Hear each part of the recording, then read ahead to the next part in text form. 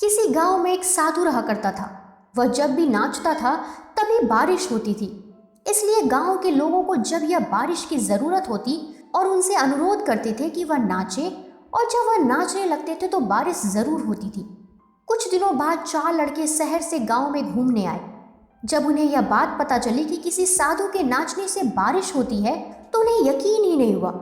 शहरी पढ़ाई लिखाई के घमंड में उन्होंने गांव वालों को तुरंत चुनौती दे दी कि अगर हम भी नाचेंगे तो बारिश होगी, और अगर हमारे नाचने से बारिश नहीं हुई तो साधु के नाचने से भी बारिश नहीं होगी।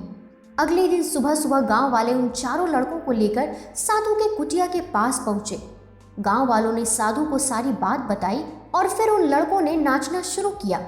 पहले लड़के ने नाचना शुरू किया। आधा घंटा बीत गया। पहला लड़का थक कर बैठ गया, पर बादल नहीं दिखे। कुछ देर बाद दूसरे लड़के ने नाचना शुरू किया और एक ही घंटा में थक कर बैठ गया।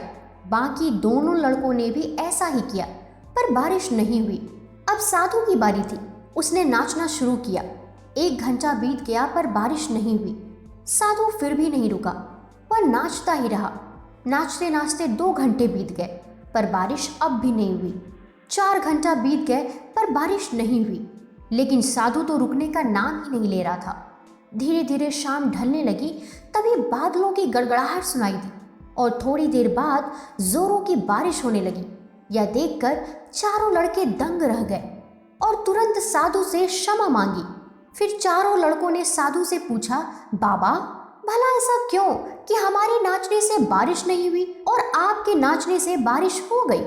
साधु ने उत्तर दिया, जब मैं नाचता हूँ तो मैं 2 बातों का ध्यान रखता हूँ।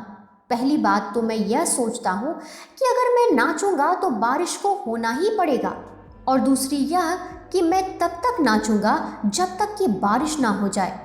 सफलता पाने वाले में भी यही गुण विद्यमान होता है। जिस काम को भी करते हैं उसमें उन्हें सफल होने का पूरा भरोसा होता है। वह तब तक उस काम को करते हैं जब तक सफल ना हो जाए। इसलिए अगर हमें सफलता हासिल करनी है तो इस साधु की तरह अपने लक्ष्य को प्राप्त करना होगा।